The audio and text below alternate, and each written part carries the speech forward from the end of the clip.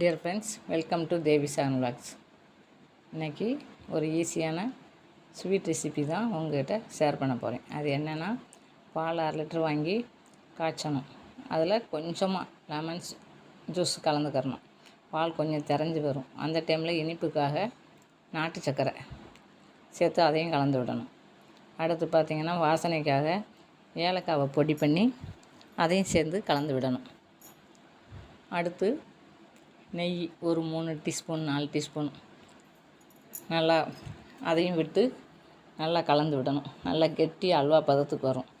அதை அப்படியே வேறு ஒரு பிளேட்டில் மாற்றிக்கிறணும். மாற்றிட்டு நல்லா ஆற விட்டுறணும். ஆற விட்டுட்டு நமக்கு என்ன சைஸ் வேணுமோ அந்த சைஸில் கட் பண்ணி அதில் நம்ம முந்திரி பருப்பை வச்சு அழகுபடுத்தினோம்னா சூப்பரான sweet recipe ready friends. Thank you friends.